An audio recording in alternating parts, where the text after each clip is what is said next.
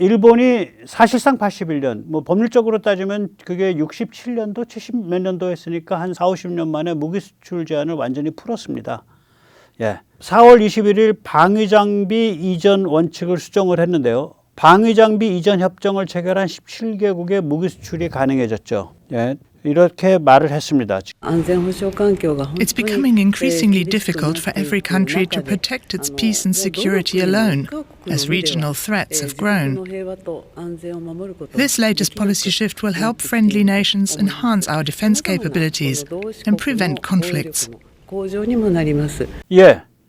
그러니까 이게 무슨 얘기냐면, 들으시면 아시겠지만은 중국 위협이 점점 심해지고 있기 때문에 일본이 무기 만들어서 필리핀에 제공하고 뭐 말레이시아 제공하고 오스트레일리아 제공해가지고 함께 맞서야 된다 이 얘기예요. 그리고 이제 얘기 안 한 건 뭐 그러다 보면 뭐 비공식적으로 부품과 기술이 뭐 대만에도 좀 갈 수 있겠지 뭐 이런 얘기라고 이게 지금 무시무시한 얘기를 하고 있는 겁니다. 예. 당연히 중국 외교부, 예, 뭐 아주 잘생긴 아저씨죠. 예, 구오자쿤 대변인 아주 영화 배우 같이 생겼습니다. 아주 딱 눈에 레이저 쏘면서 말을 합니다. 한번 무슨 말씀을 하시는지 들어보세요. Japan's recent series of dangerous moves in the military and security fields have exposed its self-proclaimed status as a peaceful nation and a country adhering to a policy of self-defense. Many experts and scholars are concerned that Japan is restarting its war machine and exporting war abroad. 예, 아주 뭐 눈에서 막 레이저가 쏘아나가죠. 아주 잘생긴 사람이네. 예, 마음도 그렇게 좀 이뻤으면 좋겠다. 이제까지 일본은요, 평화주의와 경제지상주의가 이렇게 혼합된 기묘한 칵테일이 지배한 사회 문화죠. 일반 국민은 지배집단과 권력자들이 군대를 키워서 전쟁으로 끌고 들어가는 일이 있어서는 안 된다라는 이 전쟁과 군대에 대한 염증이 일반 국민들한테는 지배적입니다. 엘리트들은 좀 다른 관점인데 이게 어떤 관점이냐. 우리가 미국의 동북아 안보 쓰라고 기지 내줬으니까 우리는 신경 끄고 돈이나 왕창 벌지 이런 거예요. 굉장히 자조적이에요. 그래서 기지국가라고 스스로를 부르죠. 그 미일 안보조약, 상호 방위조약 아닙니다. 안보조약입니다. Security Treaty인가 그렇게 돼요. 미일 안보조약에 보면 일본뿐 아니라 동북아시아의 안보를 위해서 미군 기지를 사용한다라고 못 박혀 있습니다. 뭐 여기까지는 오케이. 근데 이게 어떻게 이제 군사지정학적 행태로는 어떻게 나타나냐면 황당하게 나타나요. 미국이 한반도 지키니까 우리는 북한과 잘 지내지. 1959년에서 1984년까지 25년에 걸쳐서 제1구표 10만 명을 북송함으로써 10만 개 달러 빨대를 박아줬다고요. 북송 간 사람들 지켜내려고 여기 남은 사람들이 한 명당 1년에 1,000불씩만 보내도 1년에 1억 달러 꼽히는 거예요. 2,000불 보내면 2억 달러 꼽히는 거예요. 10만 개 달러 빨대예요 이게. 그 다음에 미국이 중공과 화해했으니까 얼른 국교 정상화하고 중국에 진출해야지. 닉슨과 모택동이 2월 달인가 만났는데 9월 달에 국교 정상화하잖아. 그리고 이 국교 정상화 서두르는 대가로 일본에 대한 중국의 전쟁 배상금 포기를 받아내죠. 이미 전쟁 배상금 문제에 관해서 대만과 일본 사이에 이미 퉁이 쳐졌거든. 그거를 그냥 인정하는 것으로서 얘기가 돼요. 그게 주울레 다나카 공동 커뮤니케에 그렇게 박혀 있어요. 그게. 그 다음에 세 번째.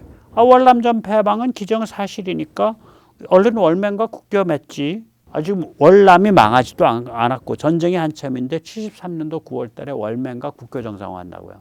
냉전은 미국 떠라 하라 그래. 우리는 독일과 손잡고 러시아에서 유럽으로 나가는 가스관 열심히 놀게.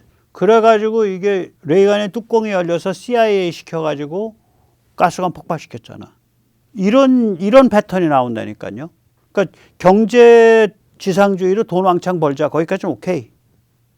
지금 이란도 똑같잖아요. 이란도 뭐냐면 거기 신정전체주의면 어때? 우리는 그 아래 차바르 항구 그거 개발해서 거기서 저기 뭐 중앙아시아 다니면 되지. 그래서 차바르 항구 개발한다고 공 엄청 들였죠. 그거 미국 반대 때문에 무산됐지.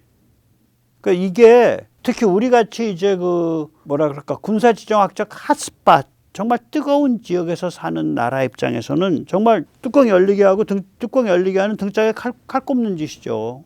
북한에 10만 개 달러 빨대를 박아줬으니 우리 뚜껑이 열리지.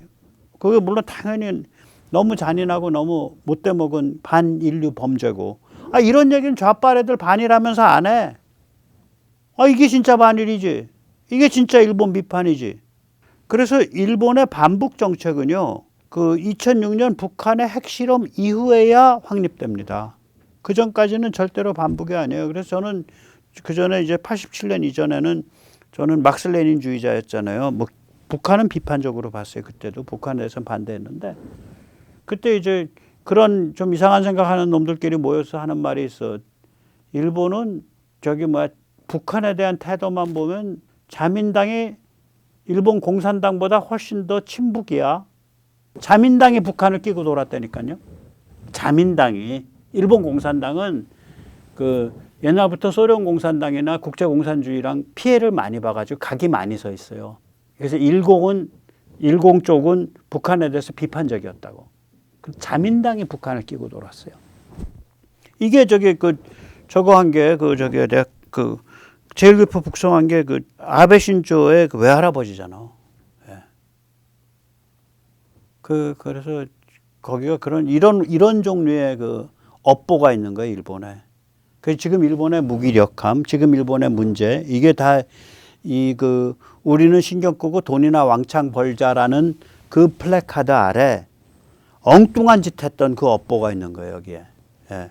엉뚱한 짓을 했습니다, 군사지정학적으로. 그래서 우리 같은 데는 정말로 모골이 송연한 등짝에 칼 박는 일이 벌어진 거죠.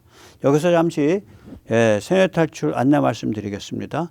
좋아요, 알림, 구독은 머스트입니다. 그리고 또 흥이 좀 덜으시면은 회원 가입해 주시고 더 흥이 덜으시면 자율 구독료도 좀 입금시켜 주십시오. 감사합니다. 자, 그럼 일본이 무기를 어디에 본격 수출하고 싶어 하냐? 중국 막는 거 제일 도련에 본격 수출하고 싶어요. 특히 필리핀 같은데. 필리핀은 2024년 3년에 장거리 방공 레이더 FPS-3ME를 제공을 했죠. 이거 엄청난 고성능 A사 장거리 레이더입니다. 360km 밖 전투기를 식별하고요. 1000km 밖 탄도미사일을 식별하는 겁니다. 우리가 작년에 한 그 장거리 레이더보다 조금 낫거나 그럴 거예요, 아마. 예. 12식 일본이 워낙 A사 레이더를 만든 나라니까. 12식 지대함 미사일. 예. 일본이 이게 사거리를 계속 늘리고 있기 때문에 이거 1000km 이상까지도 늘리고 있기 때문에 이거 몇 킬로짜리를 공급하게 될지 아무도 모르는 거야. 필리핀에 뭐 몇 킬로짜리로 제한해서 공급할지. 그다음에 모가미급 호위함. 이거 세계 최강급 호위함이죠. 누가 뭐라 그래도 우리 충남급이 이거 따라갔지. 예. 타입 03 중거리 방공 미사일, 항공기 순항 미사일에 대해서만 방공을 하는데 레이더 남한 성능이 꽤 좋을 거예요. 그리고 팩3 요격 미사일, 팩3 포대의 레이더 말고 그 요격 미사일은 일본이 만들거든요. 라이센싱해서. 또 부품 중에 상당수는 다시 미국으로 수출을 해요. 그게 일본이 그 앞에 그 센서나 이런 쪽을 하기 때문에. 예. 그래서 그거는 지금 필리핀은 팩3 안 가지고 있어요. 그런데 미국이 흥이 나가지고 훈련한 다음에 던져주고 가면 그 필리핀 게 되는 거예요. 그러면 거기에 이제 쏘는 미사일은 일본이 가서 채워줄 수 있지. 지금 이렇게 가고 있는 거예요. 한마디로 제일도련이 지금 판세가 요동치고 있는 거예요. 중국을 완전히 이번에 숨을 때려 막을 수 있을 것 같은데 이란 자빠지고 나면, 이란이 자유화되고 나면. 그래서 한국과 일본이 선의의 경쟁을 벌이면서 보안 관계가 되면 중국은 저거는 완전히 억제할 수 있습니다.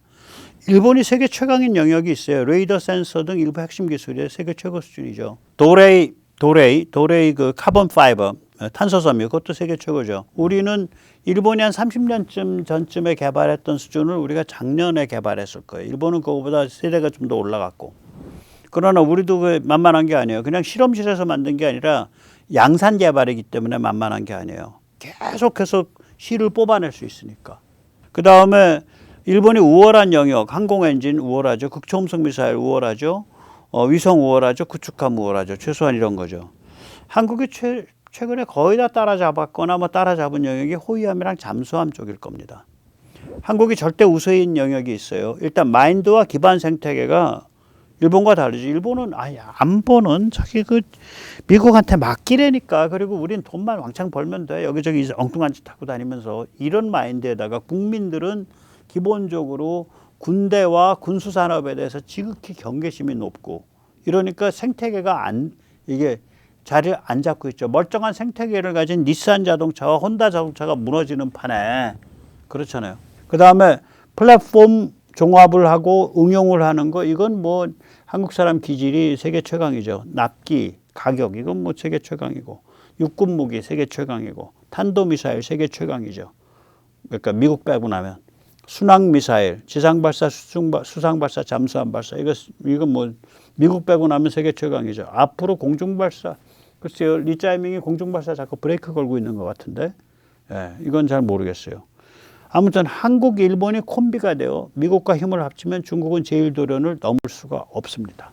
그래서 저는 일본이 이렇게 칼을 뽑고 나섬으로써 그 비럴보글롬의 그 칵테일, 다시 말하자면 국민들한테 퍼져 있는 대책 없는 평화주의, 엘리트들한테 퍼져 있는 경제지상주의라는 캐치프레이즈 아래 엉뚱한 그 군사지정학적 그 수순을 두는 그 행보를 보이는 그 근성, 이 두 개를 이제 극복하게 되는 것 같아서 저는 다행으로 생각을 합니다.